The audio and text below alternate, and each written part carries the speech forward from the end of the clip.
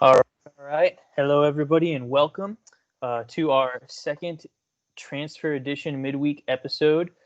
We are the reserve squad. We have two of our four panelists here, myself, Tyler, and Andy. Andy, how are you doing tonight? I'm doing well, Tyler. How about yourself?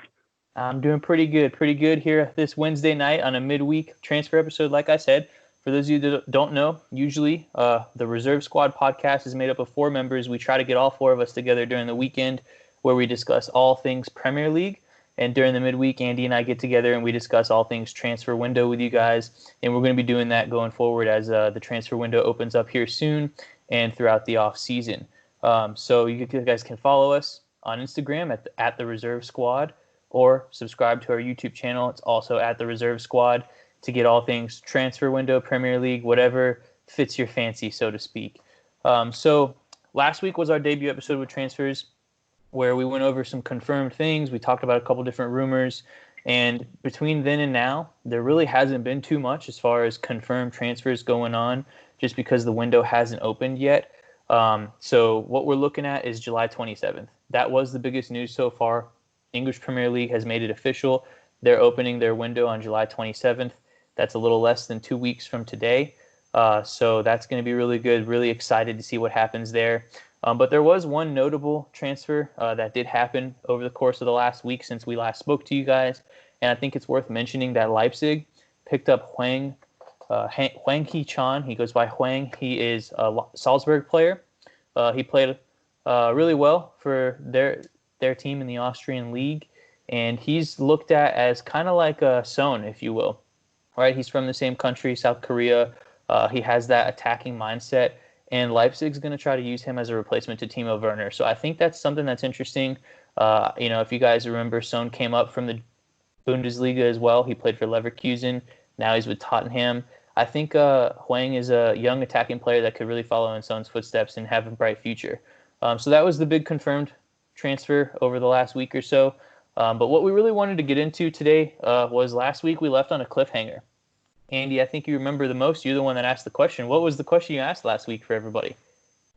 Yeah, Adama Traore. What do you guys think about Adama Traore potentially leaving Wolverhampton? And I mean, there's a lot to unpackage here. Wolves have been a pretty proven side this past year, so there's definitely a lot to talk about when it comes to Traore.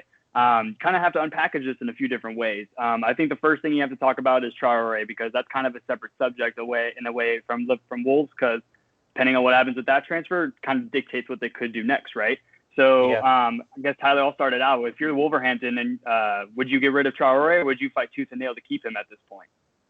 So I think it's an interesting topic, and I think for me, one of the most interesting things for Wolverhampton is what their business model looks like. It's a little bit different than some of the other teams, right?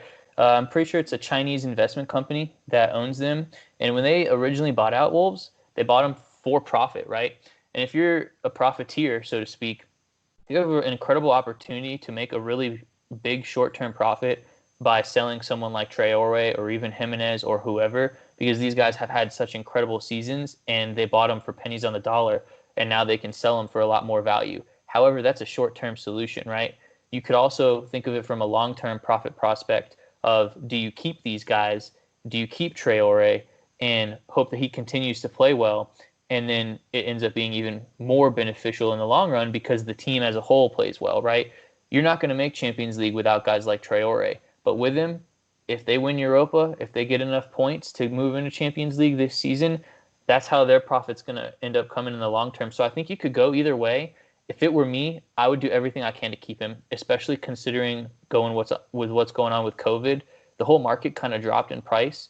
And I think if they continue to have the season that they have, if they make Champions League and Traore is still there, then in the next year or two, you're going to be able to appreciate that price, that asking price for him, at least twofold, right? And I think that that's something from a business perspective. I just gotta want to keep him. Not only that, but on the field, he's so impactful, right? Jimenez, I'm pretty sure he's at like 17 goals. He's not too far off on the leading goal scorers this season. Without Traore, he's not there. And I think that that's an important factor on the field too. So if I'm Wolves manager, Wolves owner, whoever executive board makes these decisions for Wolves, I'm doing everything I can to keep Adama Traore this season and thinking about maybe 2 years down the road selling him. I think so too. I think if I'm Wolverhampton, I would definitely agree with you in that sense that Traore has just been such an impactful player, as you mentioned before. He's made a good impact on the team. He's been a very contributing factor into them being in the race for Europa. So yeah, if you're Wolverhampton, I feel like you definitely want to keep him. And I think the biggest thing is when you're looking at whether you keep a player or offload a player, one of the biggest things is that he already fits into the squad. Like that's a known thing. Yeah. He knows he has the chemistry with the squad. So it's one of those situations where obviously you don't want to let a good player like him go. But also from the Wolverhampton perspective, I don't think that they're in a position to where they need to give him a crazy deal in order to keep him, because I do think that there's quite a bit of good movement around for wingers. So, absolutely worst case situation, Traore does want to leave and there is a suitor and the deal ends up happening. I don't think they have to panic if they lose him, though, because I do feel like there are quite a few wingers out there that could be on the market potentially. Some coming from even the Bundesliga. I know you mentioned Leon Bailey is another good player. I think he'd fancy one of the top clubs more than likely if I had to guess. But you also have players like Cantwell who are on Norwich, and he's more than likely going to be going to a Premier League side because they're already going to get relegated. So I don't think Cantwell's the solution at Wolves. But my point is that there are some good wingers out there. So I don't think the Wolves need to necessarily drop a crazy contract in order to keep him there. But I do agree that Traore has been definitely a very impactful player at Wolves, and I think that they should keep him. I mean, that kind of segues into the next point, though. And, assuming they keep Traore, what do you think about Jimenez? Do you think Jimenez should stay, or do you think Jimenez could go? He's getting kind of up there in age, so I think if he's got those ambitions, it's tough. Yeah, I think he's another example of one of their top two production players. I think you got to try to keep him. I know, he's getting older, and theoretically you might think, well, maybe now is the time to get rid of him before he gets out of his prime. But with the season that he's had and the chemistry that him and Traore have up there, I just think that if you let either of those guys go, it's going to be tough. Earlier today, we saw Wolves play, and Jimenez scored an absolute beauty of a goal. And without that presence up front, who do Wolves have to replace him? I mean, their depth beyond him at striker is a little thin, if you ask me. And I think that they need to be able to continue to support Jimenez up front and keep Traore there because he's the main support level. I know they got a couple young guys down in the ranks there, but they're just unproven right now. And I think that in order to, if they want to qualify for something like Champions League, they have to keep their top two players, regardless of what it is, however they can manage that. And not only that, but I think that they could probably bring in some extra help around them too, right? I think that keeping them is crucial, but that's not the only answer, right? You have to also ask the question as well, we're sitting in sixth in the table right now. If we don't win Europa and we don't make Champions League, what do we need to do in order to take that next step? So, I mean, I'll go ahead and kind of transfer that to you. I know you probably have a take on what to do with Jimenez, but I want to get that kind of in the back of your mind too, thinking about what do Wolves do from here, assuming they keep both of them.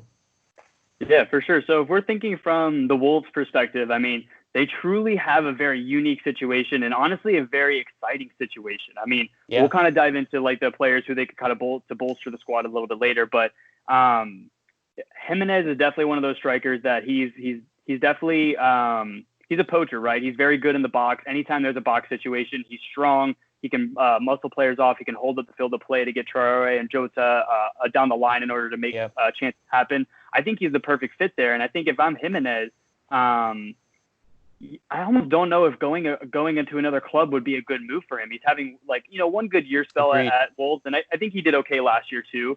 But I think he's kind of getting up there in age, so you could kind of argue that maybe he does need to venture to a different club because he can make a bigger impact at a big side. But if I'm him, I'm thinking, he's standing out very well at Wolves, and Wolves are a good project right now. So if I were him, I think I would stick it out. But I think too, if you talk about going to a bigger side, I don't know that there's a bigger side where he's going to have consistent starting time the way he does at Wolves, right? You look at the English Premier League top 6 teams, they have all got pretty established strikers, at least at a fairly competitive level to where Jimenez would have to compete.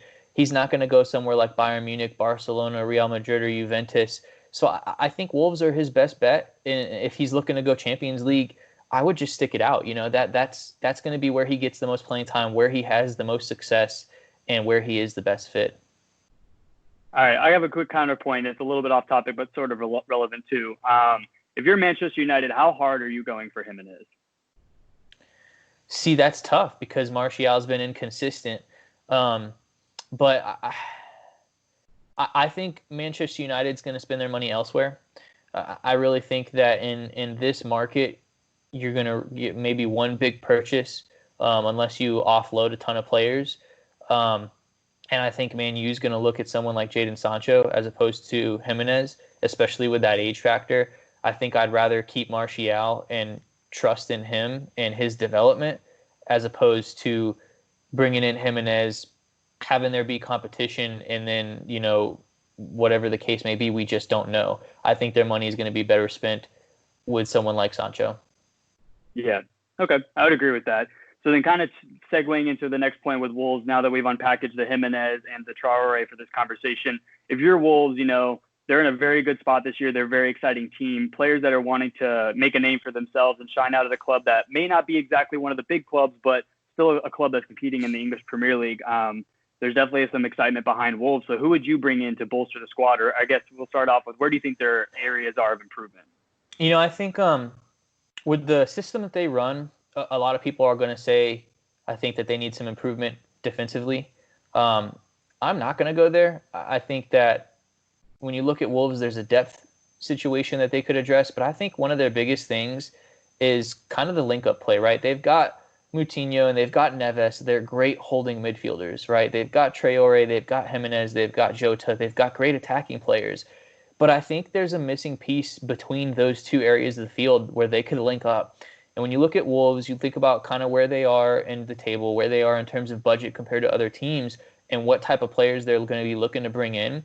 I think they're going to want to look at players who have been somewhere, they've been in the Premier League, or they've been to a big club, they've had success, and maybe they haven't been in form lately and something's going on, right?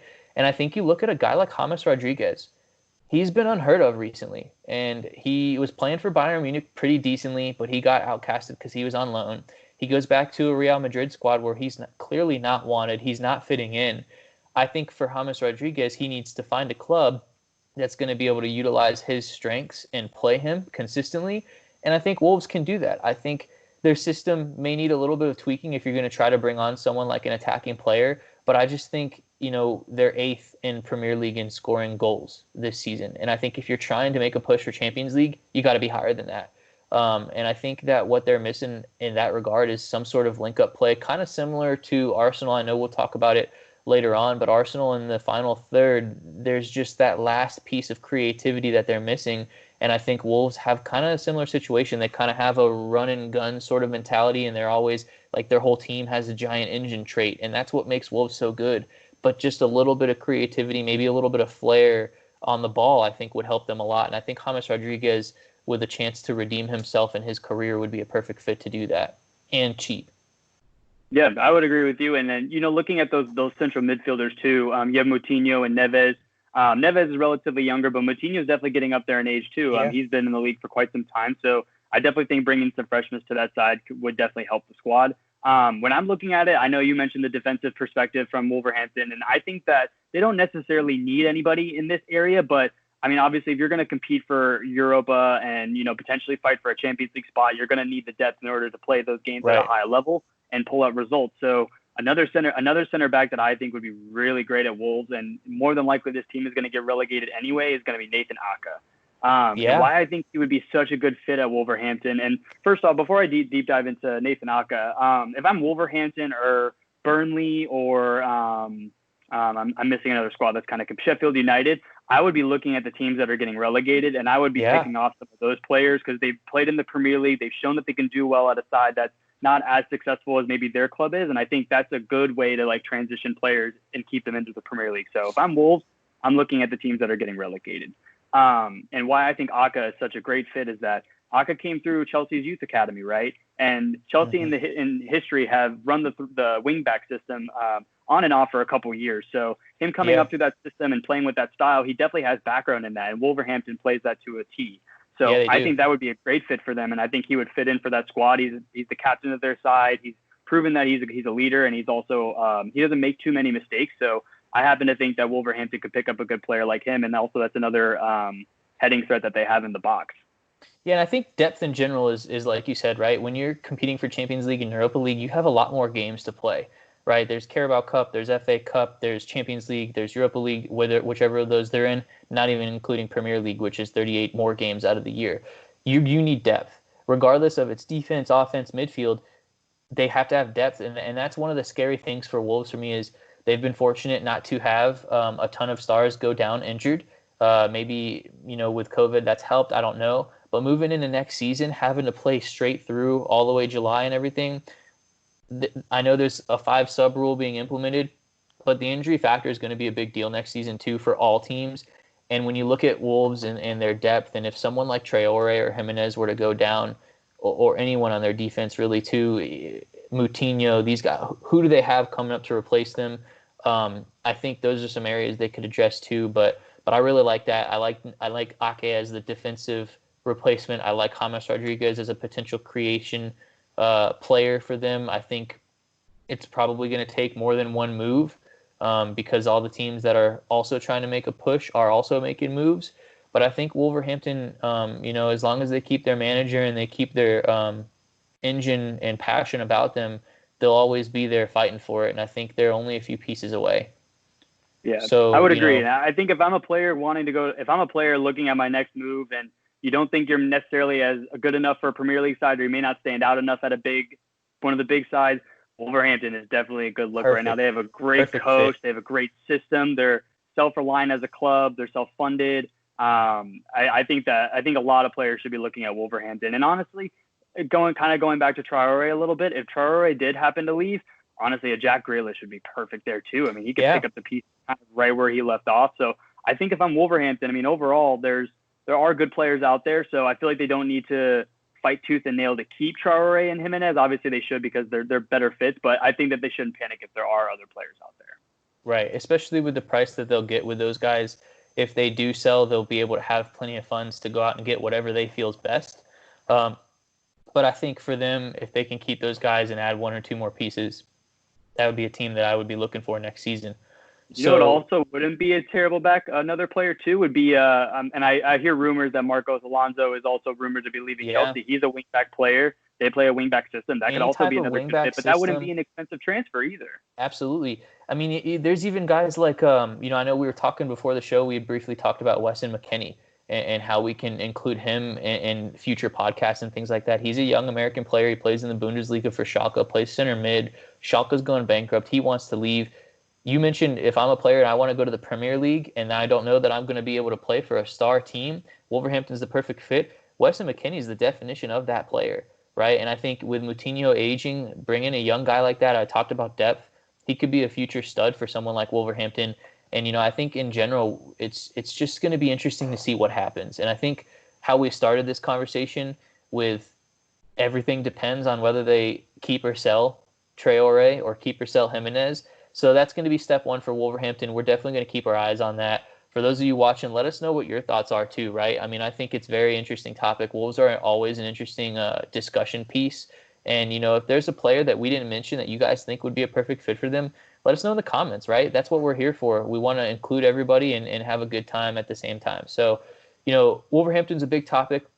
We want to get one more big topic in with you guys, right? And that's the overhaul of Chelsea.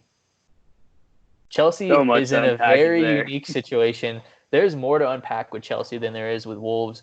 We'll try to keep it compact for you guys, but we want to go into a little bit depth too, right? So where I'll start this conversation is we know that there are moves that have already been made, right?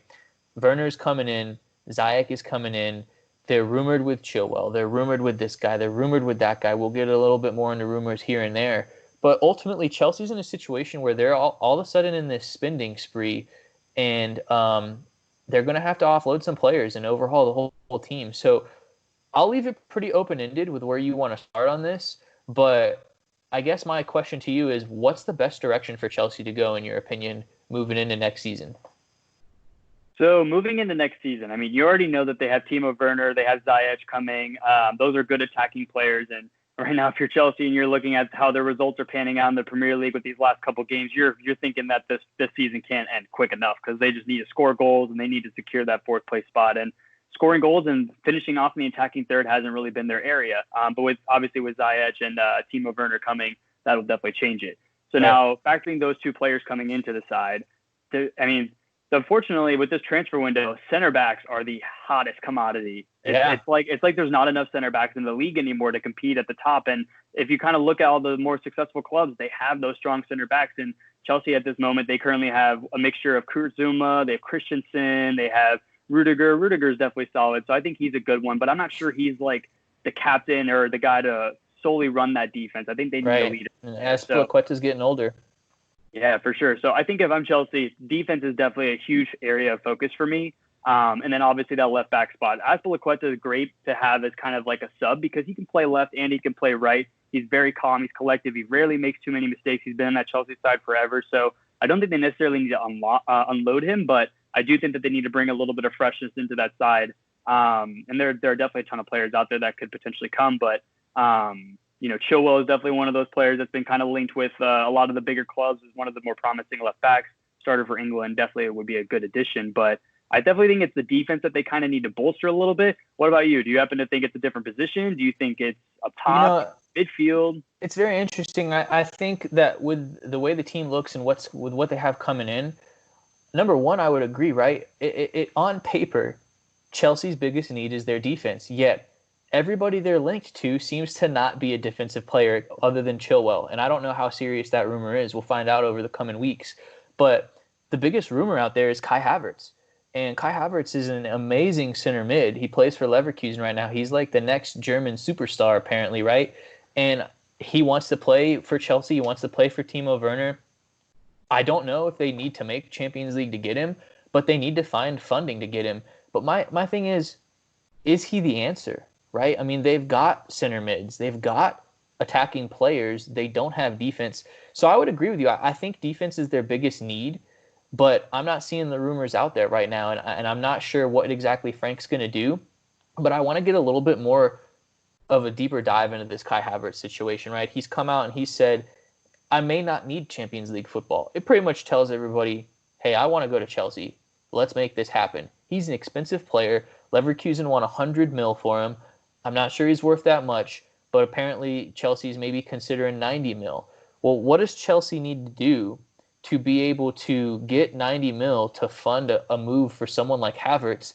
And to piggyback off that follow-up, is that going to be a move that's worth it? Yeah. So to be honest, do they need him? Probably not. I think that they definitely have a lot of offensive players out there now with them getting those two, Ziyech and Timo Werner. But if you're Chelsea and you have a player like Kai Havertz wanting to come to you, are you not going to explore that and potentially get that player, though? Because, I mean, the way I look at it is right now, you kind of look at Jorginho, and he's kind of in a funky spot. He hasn't really played a whole lot since the restart. There's been a lot of rumors of him potentially rejoining Sarri down at Juventus. He's been linked to a couple different sides. So, and he hasn't really been as impactful for Chelsea as he was when he first started or when Sarri was originally there. Right. So if I'm Chelsea, I think Chelsea could definitely snag a quick 40, maybe 50 mil for him, probably 40, I would guess. And that's already a little bit less than half of your price tag for Havertz. Yeah. So to me, I just and truthfully, with them offloading Jorginho, they have players like Loftus-Cheek who could definitely fill in for Conte occasionally. So they have pretty good depth there with Ross Barkley, Kovacic. So there are players in there that they could potentially offload to make room for Havertz. So I definitely think that it's something to worth explore. Do they need him? Probably not. But I definitely think that it is feasible for them to do so if they were to offload. But it's kind of tough right now until the Premier League ends with Chelsea, United, Leicester all fighting for that spot.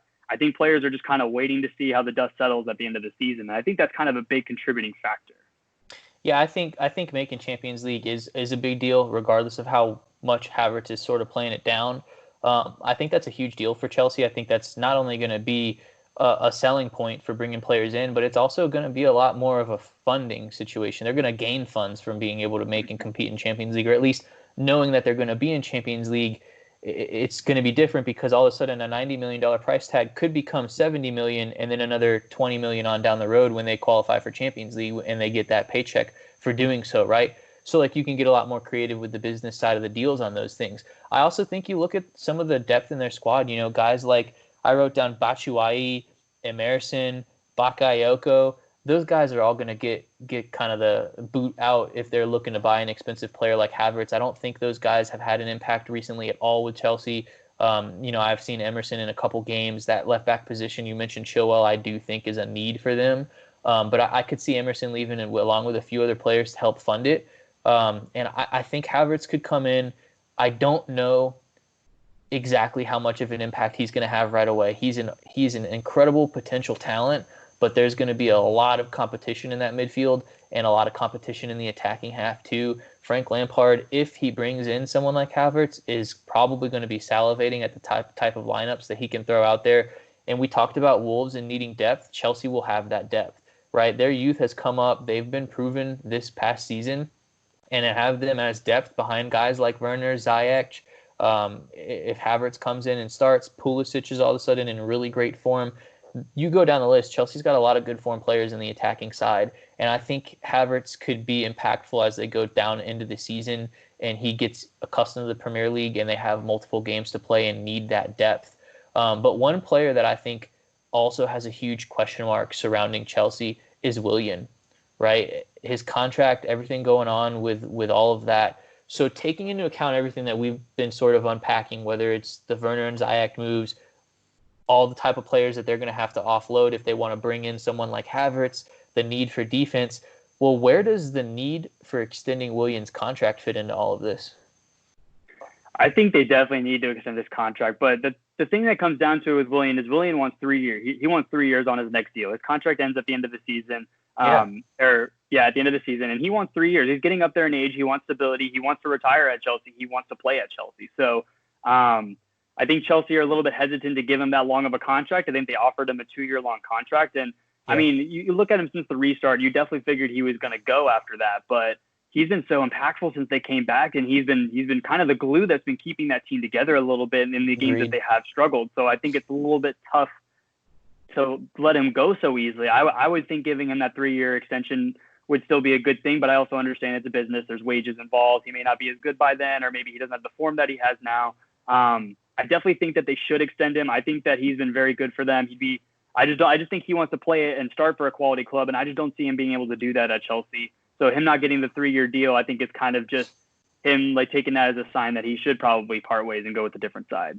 Brett, I also think you got to factor in from his perspective, with his age, this is the last opportunity he's really going to have at as much of a maximum deal that he can get. So it makes sense that he wants 3 years. He's going to want 3 years at a high wage, and that's going to set him up for the rest of his life, whatever it may be, right? And if you're Chelsea, if you're looking at a player who's aging, it makes sense for them to want 2 years because they know they can get 2 more good years out of him. After that, it's sort of unknown. But when I back up and look at it kind of from a big picture perspective, I ultimately think it comes down to Willian wants to stay at Chelsea and Chelsea wants to keep Willian. I think they're going to find a middle ground somewhere. I do think they're ultimately going to re-sign him, and I think that he's going to stay, and I hope he does. I really like seeing him at Chelsea. I don't want to see him anywhere else. I don't know even where I could imagine him. But I think that he's an important piece. Like you said, he's been holding the glue together. And I think if you're Chelsea, of course you want him for the next 2 years. So is it worth paying him for that extra year or not? And which side's going to play hardball at the negotiating table the longest? But I do think it's an interesting question mark to address. I think that if you're a Chelsea fan, you want to keep Willian as well. He's been there for such a long time now, and he's been so impactful. I just think that it would be best to have him, stay out the next however many years that he could possibly stay there while they bring up that youth. One more question I do want to ask you, and I kind of just thought of it because we've been talking about youth, we've been talking about depth, and real quick before we hop on that point, there is one more thing I want to touch on the Willian side of things. One thing I will say, if I'm Willian though, if Chelsea do sign Kai Havertz, I would go. I would go because what's going to happen is because then Mason Mount is their starting center attack midfielder right now. Yeah. He's a flexible player. He can go be thrown on the wing side. Right. So I feel like at that point it's going to be really tough for Willian to get the playing time that he's going to want. So I think if they do bring in a player like Kai, then if I'm Willian, I would definitely leave at that point. And I think that's what kind of Chelsea might be waiting on too. But I'm glad that you made that point because that directly ties into the question that I'm thinking of is with Chelsea spending all this money, right? You've got a guy like Mason Mount. You've brought in a guy like Ziyech. If you bring in a guy like Kai Havertz, they all have the exact same. They can play center attack mid. They can play on the right, whatever the case may be. You've already got a guy like Willian there. My point is, over this past season and since the time that Frank Lampard has been coming up through the ranks of Chelsea, so have all the academy players, and they've been doing so well and they've proven themselves. I almost wonder, is it really the best idea for Chelsea to spend big? Because spending big puts guys like Tammy Abraham on the bench, puts guys like Mason Mount in serious competition for starting time, and maybe shows guys like Willian out the door. And you're bringing in great talent, but when they've already been playing so well and they're sitting at a Champions League qualifying spot in the table now, is that really the best move? Are you just spending for spending's sake, or is there a real strategy and tactic moving forward here?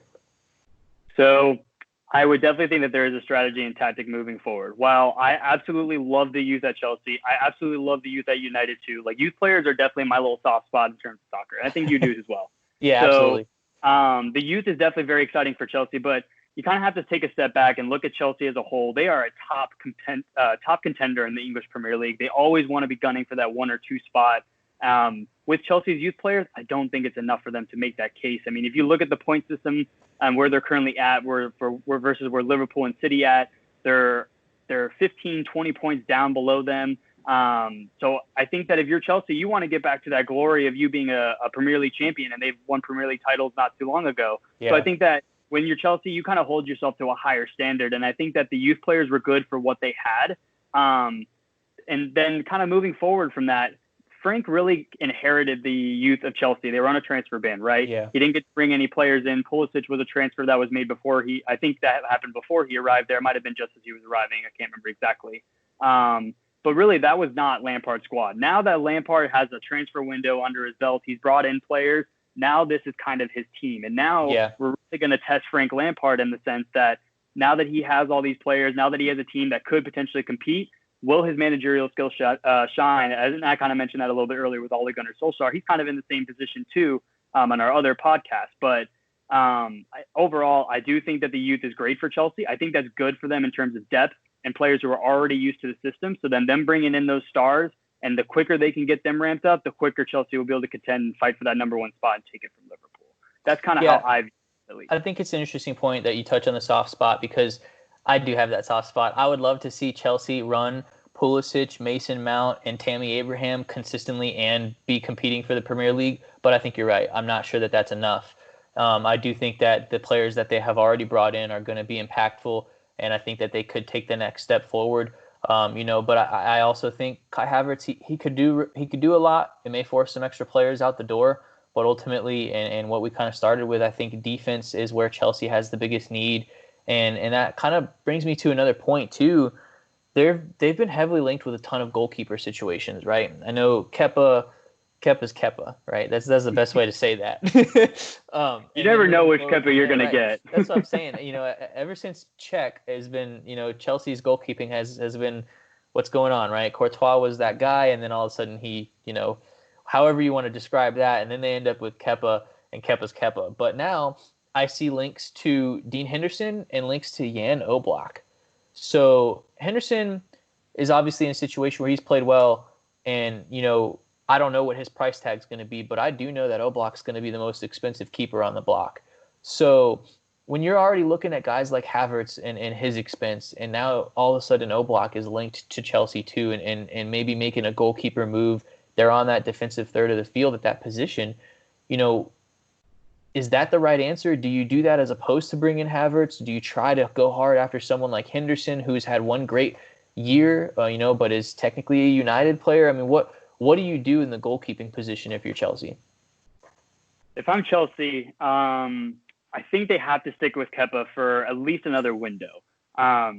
He has been pretty good for Chelsea. If you look at him since he arrived at the club, for the most part, he has been pretty successful at Chelsea. He has made some pretty good saves, but you got to say within the last 6 months, he's definitely made Lampard very nervous in terms of the security of his goalkeeper position, and he's made that very well known to Kepa too. He sat him out a couple games before the restart happened. So you definitely know that that's on Frank's radar, and he's definitely thinking about that. If I'm Frank, I think that they have bigger holes to fill at the center back and defensive role. So I think they need to focus there, and I think they could ride out with Kepa for another window just to see if things kind of pick up. But it is kind of looking a little bit scary. So if they were to look at a new keeper, I think they would go with Dean Henderson, because that wouldn't be someone that wouldn't cost them nearly as much as someone like an Oblak, which I think Oblak would be really tough to get. He's very good. Right. I think they really like Havertz, and I think in general you can't bring in Havertz and Oblak. You can bring one of those guys in, but you might be able to get Havertz and Henderson. And I think that if that's something that Chelsea can do, I think that would really be, you're a United fan. If they were to bring in Havertz and Henderson on top of what they've already done, I would be very afraid of the goals that Chelsea could score going into next year. That's an interesting situation. I kind of agree. I think Henderson would be the better answer, but at the same time, Oblak is just so good. Man. I'd like to see him in the Premier League. So it's funny because I read a report that apparently Chelsea reached out to United and they said, "Hey, name us your price for Dean Henderson." Dean Henderson, they're going to outprice him so hard. Yeah. If you're going to sell to Chelsea, you're definitely going to sell him for. And honestly, the thing is though, and I don't know if United are going to be keen to sell him either. So this is definitely all a rumor. But I know Ole Gunnar Solskjaer has said that Dean Henderson will be our keeper at some point. He admits it probably won't be next season. With De Gea still having a couple of years left on his contract, he's still playing relatively well. Kind of has a little Kepa moments here and there too, but they do intend for him to be the goalkeeper eventually. So I don't know if Chelsea are going to or if United are even going to sell him per se. But obviously, if the right tag comes along, I definitely think we could. So that's why I kind of think Chelsea are going to have to stick with Kepa, because I know United are probably going to up the price a little bit. He's an Englishman too, so that definitely helps the case a little bit. And if they were to go with another goalkeeper though, the goalkeeper for Ajax wouldn't be a bad one either. I know that he's I think he would definitely be a good one. I'm not sure how many years he has left on his contract, but just kind of theorizing who they could potentially bring in, I think he could be a good one too. Yeah, I agree. And I think, I think keeping Kepa is going to be what they do. Honestly, I think it's Kepa's play that has sparked all of these rumors. I'm just not sure how serious the goalkeeping rumors are and how serious that is in terms of Frank's plans. I think Havertz is a little bit more of a serious option for them. And I just think Kepa's recent form has been what sparked that. And Kepa, like you said, you don't know which one we're going to get. He could easily turn it around and play very well. I have seen him play incredibly well. It's just a matter of consistency with him. And I think if I'm Chelsea, I definitely keep Kepa too. I think if I'm Chelsea and I'm Frank right now, I would try to look for a backup keeper, someone a little bit better than Caballero. Yeah. So that way, like if Kepa isn't playing well, you have another player that can kind of fill in and, give Kepa a little bit of competition to see if that sparks a little bit of better play in him. I think that's probably the more cost efficient move for them. And I think that's probably what I would lean towards. But then again, Dean Henderson is a good goalkeeper. So if they were able to snag him, I definitely think that would be positive. Another low key keeper that I think would be someone that'd be good to target could be Pope from Burnley. Nick Pope is a huge keeper. Yeah. He's been very good, kept Burnley in a ton of games this season, very reliable. That would be another good one that they could potentially look into, and I would imagine Burnley would probably up the price for him too. I believe he's also an Englishman, so that definitely kind of carries a little bit more weight in the Premier League with them having to keep a certain percentage of English players. But there are good keepers out there, so I think Frank will keep his options open, but I think the best short-term solution would be to bring in someone who could be a backup to Kepa to give him a little competition. Yeah, I think that's interesting. Wow. We definitely have unpacked a lot tonight. So I know last week we introduced this, what we feel is a very cool and fun segment called Flop or Flourish. I will not take credit for it. That was Andy's idea. I love it. I absolutely think it's amazing. And we've decided that we're going to go ahead and keep that running as long as we can. So Andy, Flop or Flourish, what do you got for us this week? All right, baby. Welcome to the next Flop or Flourish. We are ready to get into this. We'll just kind of get some quick hitters in there. So Tyler, let's get to it. Coutinho to Arsenal. I've been seeing a lot of Coutinho rumors recently. There's a couple places that he could go, but to me, it seems like Arsenal is probably the most likely in this situation. Do you think Coutinho to Arsenal would be a flop or a flourish? I think this is an easy flourish for me. Coutinho, having been at Bayern recently, I got to watch a lot of Coutinho play. And unfortunately for him, he just got a little bit of the short end of the stick because Thomas Muller has just been in such good form. And that's ultimately has been Coutinho's downfall. Is he's not a left winger like Barcelona tried to make him to be. He's really only fit to be a number 10 center attack in mid, link up player between the midfield and the attackers. And I think that's the missing piece for Arsenal, right? I mentioned it, James Rodriguez and Wolves earlier. It's almost the exact same situation with Coutinho, and I think Arsenal's a perfect fit for him. I love heat maps. Earlier in the week, I think I had sent you a picture. There was a heat map of all of Arsenal's passes, success and fail, and it's in that final third, right outside the 18-yard box where their most failed passes are. And I'm sure that's probably the same for most teams, but it was evident in that picture that that's the hole that Arsenal needs to fill the most. They haven't had it since Ozil has been in good form. We all know that's been a little bit of time now. I think that would be a perfect fit for them. I would love to see Coutinho back in the English Premier League. He was so good when he was with Liverpool. He wasn't even bad when he was playing with Bayern. He's just had a rough few years and bad luck with a couple other star-studded players being a little bit better than him and in better form. And I think that would absolutely be a flourish. Yeah, so I know how you mentioned Coutinho being on the left for Barcelona, and I think ultimately, and I said this years ago, but I think that Coutinho going to Barcelona was a huge mistake in the beginning. Agreed. Because he was playing left winger for Liverpool before he happened to leave, but that was only because he was the star of that team. Going to a team like Barcelona, he could thrive in his main center attacking midfield number 10 role, and that's where he would definitely thrive in. But they kind of took that left winger side to heart, and that's where they wanted him to fit in. But I agree that wasn't the piece for him. So I think that was just bad business on Barcelona's part. And that's kind of why he hasn't exactly fit in extremely well. So personally, for my take on this one, I think this would be a flop. The reason why I think it would be a flop is because he hasn't had the best years. He's been on loan at Bayern Munich. He hasn't made too great of appearances at Barcelona. I don't know if it's a good move for him to just be all of a sudden thrown into the wolves of a kind of struggling Arsenal side. Culture in the dressing room is a little bit of issues. I don't think a player who's been a little bit out of form and a little bit out of touch, I don't know if he's the solution for that system. I think he could be. I just don't think it would be for the price tag that they would probably have to pay for him. Right. So I think he could thrive at Arsenal? Absolutely. I just think in terms of where they currently are right now and just kind of looking at his past and the impact that he could potentially make, I don't know if that would be I think that would be a little bit higher of a price tag than they should pull right now for that type of position. But there is promise that he could. So I definitely think that he could. I just happen to think it would be a flop. Interesting. This is an interesting one. I've only heard a rumor for this player maybe one time ever, and we're hearing a very, very large rumor this time. Marcus Rashford to Paris Saint-Germain. What do you think about that one for 100 mil potentially? That is, well, first of all, that price tag is outrageous, right? You're telling me that price tag. Okay, so let me start. I am a fan of Rashford. I think he's a great player. But that price tag is putting him on the same level as Jadon Sancho, Kai Havertz. I'm not sure I'm ready to put him at 100 mil. If there's a team that's going to pay for it, it's going to be PSG.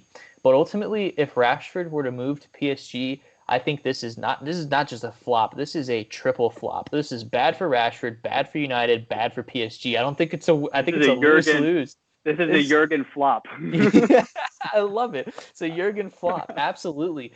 I just, first of all, United, they can't lose Rashford. Rashford is one of the heart and souls of that team.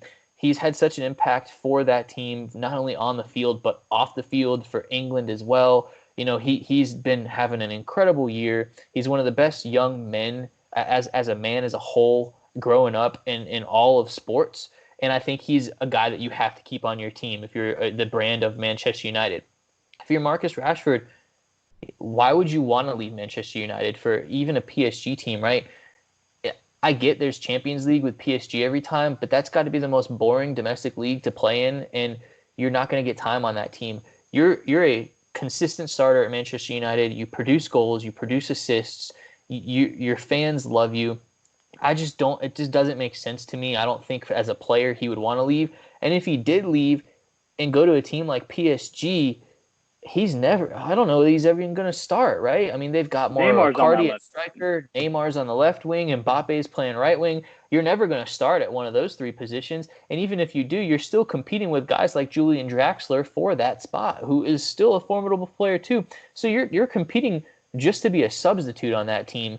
It doesn't make sense to me at all. And even if you're PSG, if you're going to spend money somewhere, why would you spend it on an attacking player where you're already not only have three of the best players in the world, but you've also got depth there, and you're going to throw $100 million down for that? It absolutely makes no sense to spend that much money on who's going to end up being a substitute. So I think it's a flop in any way, shape, or form. The rumor doesn't even make sense to me. I have seen it a couple times. When the first time I didn't believe it. I know Thomas Tuchel is a fan of Rashford, but it just doesn't make sense to me, and I have it ultimately as the worst flop in all of our flopper flourishes that we've ever asked. It's not very many, but it probably will stay on there for a little bit. That's my record for worst flop so far. Okay, so I also think it would be a flop. I just happen to think he has so many good things going for him at United. He's playing in England where he was born and raised, Manchester, the academy that he was playing at for his whole life. To me, I just don't think it's a move for him that's necessarily needed. I think that United are moving in such a positive direction. He's still flourishing very well there.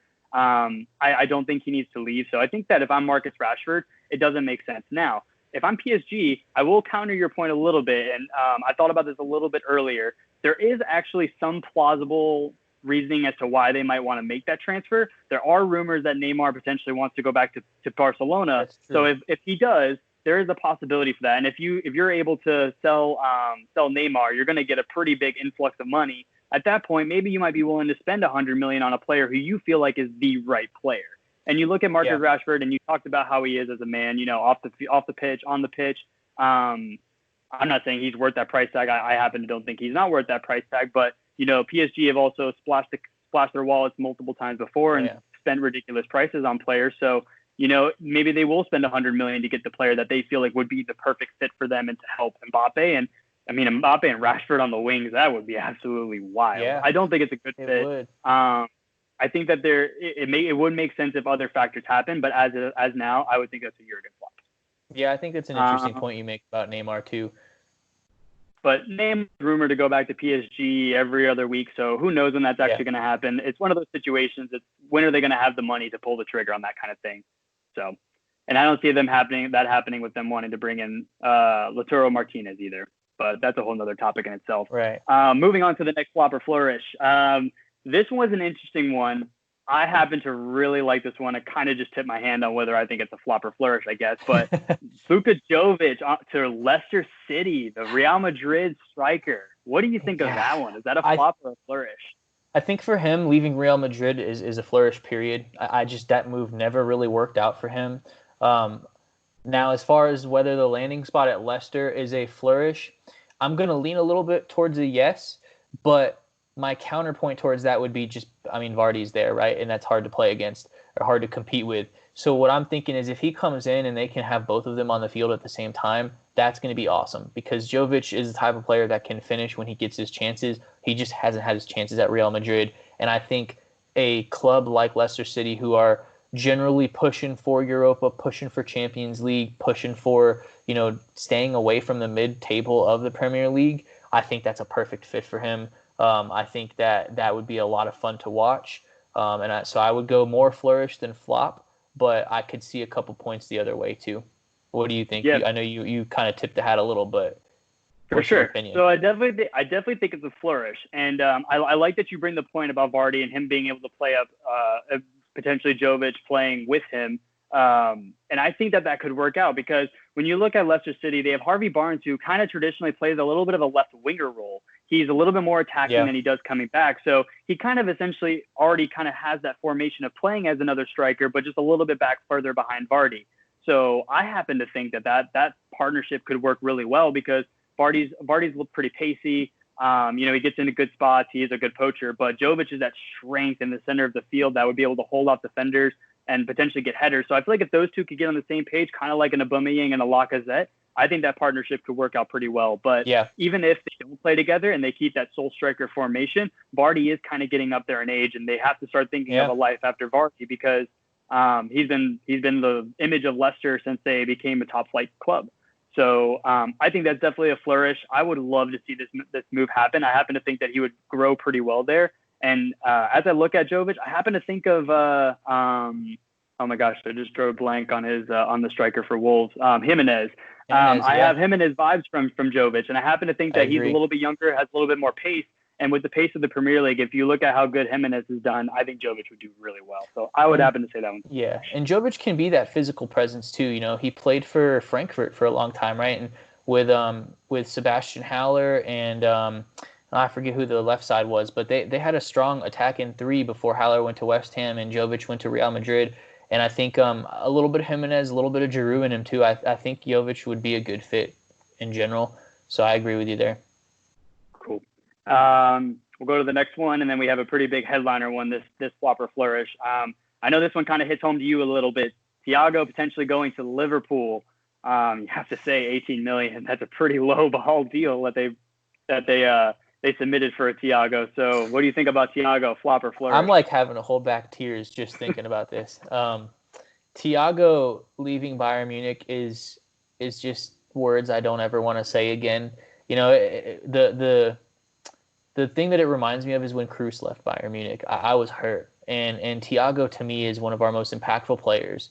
And if you don't know of Thiago, you don't watch Thiago, I would highly encourage you to catch at least one game where he's out there, because it is just, he's one of the most technically gifted players I have ever seen. And I'm not kidding when I say that. He's fun to watch. It's incredible what he does with the ball. And because of that, I would say that I do think he could flourish anywhere he goes. He goes to any team, he's instantly a starting center mid. But I'm going to say flop because I don't think it's the best fit for him.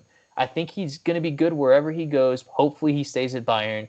But if he were to go somewhere, I think Liverpool is just not the greatest fit for him. I'm not sure that Jurgen Klopp's system needs a technically gifted player in that midfield.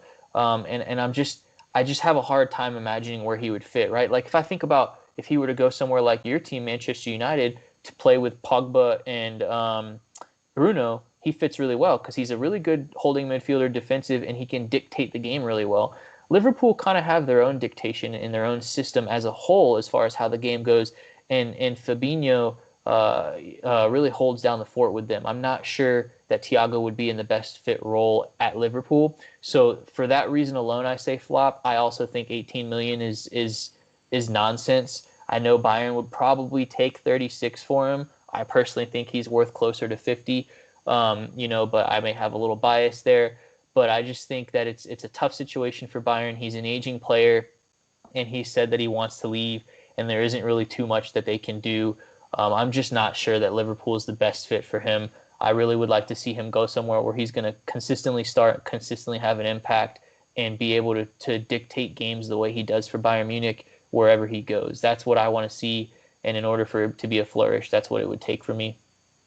Yeah, I agree from that sense. I definitely think it'd be a flourish, but the reason I think it's a flourish is because I think Liverpool are starting to look for potential replacements for Jordan Henderson. He's kind of getting up there in age. I know he's the captain, so he'll definitely play quite a bit. So I think it's a flop for Thiago. I think Thiago would definitely earn a starting spot there. He would do really well, really bolster that side. I mean, Fabinho and Thiago playing side by side, oh man, that is just a crazy midfield duo. So I think it's crazy in that sense. I think he could fit there. I know that Fabinho is definitely a little bit more of a holding midfielder, and Thiago can play that role too. But yeah. I think Thiago would probably have to play a little bit more offensive at Liverpool. The only thing I don't get about this transfer is they already have players like Naby Keita, who is, he's kind of coming on as a sub. He's a quality midfielder. He could definitely earn that starting spot for Jordan Henderson when he starts to fall out of favor. So it's just, for me, I feel like they have a ton of good players in that side, in that position. So would he stand out and would he flourish there? Yes, I think he would. But I happen to think that Liverpool don't exactly need him.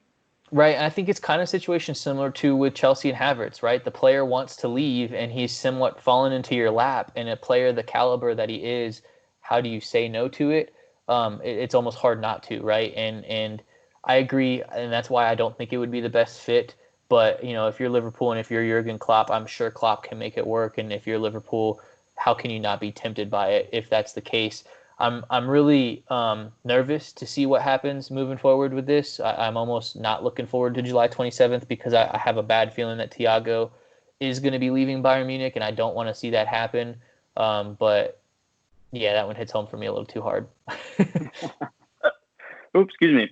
All right, so this last one here, this one's a little bit interesting for me. I really love this topic. There's been a lot of talk about the direction of Manchester United and whether they'll be able to compete for being the champions of the Premier League once again.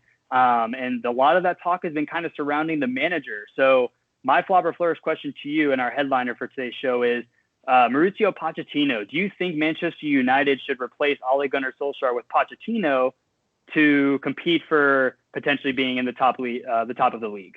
Do you think Poch coming to United, I guess, to replace him would be a flop or flourish? Yeah, I love the managerial idea in flop or flourish. I think that's a really cool topic to discuss, and really, really interesting when you think about it. For me, my heart wants to say that I would rather keep Ole Gunnar Solskjaer, just because I love it when ex-players come up like him, like Frank, and they do well. I love seeing that when that happens as managers. I want to see Xavi do that in the future. I want to see Miroslav Klose do that in the future. And guys like Ole, Frank, and Arteta are setting the bar for that now. And my heart wants to say that Poch replacing him would be a flop just because the fan in me wants it to be. But ultimately, I think where United is now, what Ole has brought to the table, is he the right guy to consistently take them to that next level? Because just qualifying for Champions League and Europa isn't going to get it done if you're Manchester United.